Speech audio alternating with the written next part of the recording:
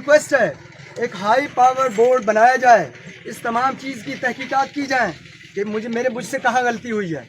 मैंने हर मामले में अपने DIG पीर मोहम्मद शाह साहब को अपडेट रखा है। कोई ऐसा स्टेप नहीं है जिसमें मैंने उसको ऑन बोर्ड नहीं रहा। मेरे पास एविडेंसेस हैं, मैं विद एविडेंसेस बात कर रहा हूँ। मेरे DI साहब ने मेरे साथ ज्यादती की है, और जब भी हाई पावर बोर्ड बनेगा उसमें तमाम चीज़ें पेश होंगी। मैं फिर कहता हूँ, मैंने कल भी मेरे जो गनमैन साथ हैं ऑपरेटर, मैं DIG सखर पीर मोहम्मद शाह साहब के पास गया। मैंने कहा सर आज मैं आपको इज्जत देने आया हूँ, मैं कबायली आदमी हूँ लेकिन मैं आज आपको इज्जत देने, आपको अल्लाह ने इज्जत दी है, आपका एक बहुत बड़ा नाम है सिंध में, हम आपसे सीखते हैं, हम आपके जूनियर हैं। मुझसे अगर कोई गलती हुई है मैं आपसे माफ़ी मांगने आया हूँ, लेकिन मैं ये समझता मुझसे कोई गलती नहीं हुई है। अगर मैं कहीं गलत हुआ, मैं आपके बेटों की तरह था, आप मुझे बुला के समझाते। ये तरीका नहीं है कि आप कोई वर्बल एक्सप्लेनेशन ना दें, कोई रिटर्न ना दें, एक लेटर लिखें, IG साहब को भेजें और मुझे मीडिया के तवज्जुह से आ जाए। मैं फिर IG साहब से आपके तवज्जुह से ये रिक्वेस्ट कर रहा हूँ कि इस बात की तहकीकात कराई जाए कि पीर मोहम्मद शाह साहब ने जो लेटर लिखा वो कराची के तमाम मीडिया को कैसे मिला है। ये बहुत बड़ा मेरी मीडिया ट्रायल हुई है, मेरे तमाम कैरियर को दागदार किया गया है। ये सारे स्क्रीनशॉट्स जो मीडिया पे चल रहे थे कि मेरे डाकुओं के साथ ताल्लुकात हैं, मेरी फैमिली घर में देख रही थी। मैं उनके सामने एक रोल मॉडल और हीरो हूँ। वो कहते हैं कि हमारा बाबा पुलिस यूनिफॉर्म में यहाँ के लोगों की जानो माल और इज्जत व आबरू का तहफ़्फ़ुज़ करता है, अमीन है। वो पिछले 3 दिनों से करब में मुब्तला हैं कि मीडिया पे चल रहा है हमारे बाबा के डाकुओं के साथ ताल्लुकात हैं। ये मेरे साथ बहुत बड़ी ज्यादती हुई है, मैं प्रोटेस्ट कर रहा हूँ, इसकी इंक्वायरी की जाए। DIG पीर मोहम्मद शाह साहब से पूछा जाए कि आपने ये जो लेटर लिखा है, क्या आपने पहले अपने SSP को कोई एक्सप्लेनेशन दी है, और आपने ये लेटर तब क्यों लिखा जब SHO अरेस्ट हुआ है, पहले क्यों नहीं लिखा। और मुझे आए हुए जुमा 10 दिन हुए हैं, जो SHO 4 साल से इधर इस थाने में लगा हुआ है, 13 साल उसके डाकुओं से ताल्लुकात नहीं है, उसका मोबाइल मेरे पास है।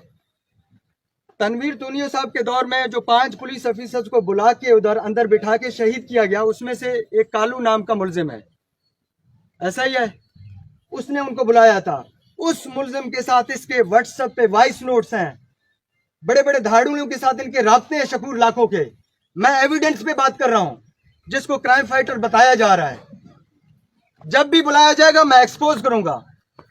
तो आपकी बड़ी मेहरबानी, आप आए हैं, आप इस गाड़ी का खुद भी मुआयना करें, और जहाँ पे घोटकी के तमाम अवाम से मेरे मुतालिक इंटरव्यू कीजिएगा कि मैं कैसे काम कर रहा हूँ।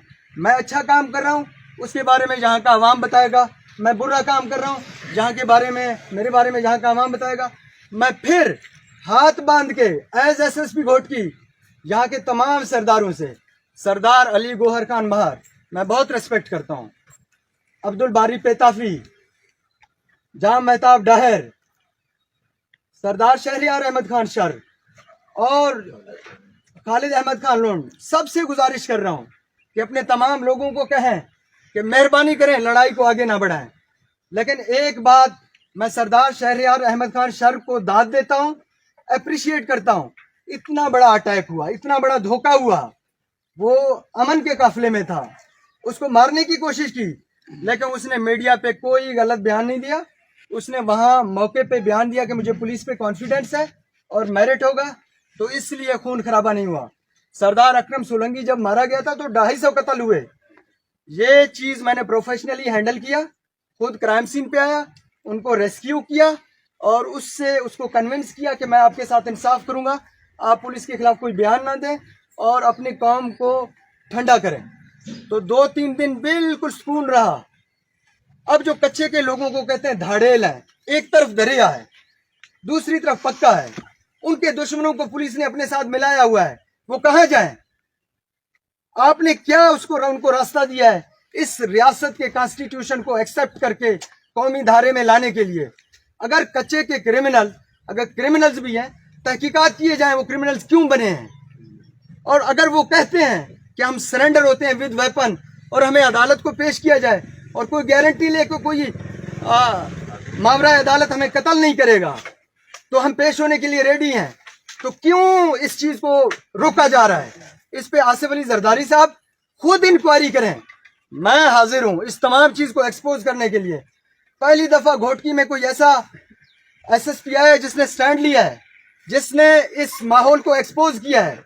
मैंने जो भी काम किया है मैंने अपने डीआईजी को ऑन बोर्ड लिया है, और कल मैंने डीआईजी साहब को जाके बताया, मैंने कहा सर आप फिर नहीं सकते और मैं आपको फिरने भी नहीं दूंगा, ये भूल जाइएगा।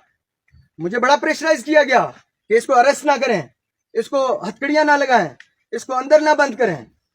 मुझे व्हाट्सएप पे तारिक धारी जो डीआईजी हैदराबाद ने कॉल की कि इसको फौरन छोड़ दो। मैंने कहा सर मुलजिम अरेस्टेड है, मैं नहीं छोड़ सकता।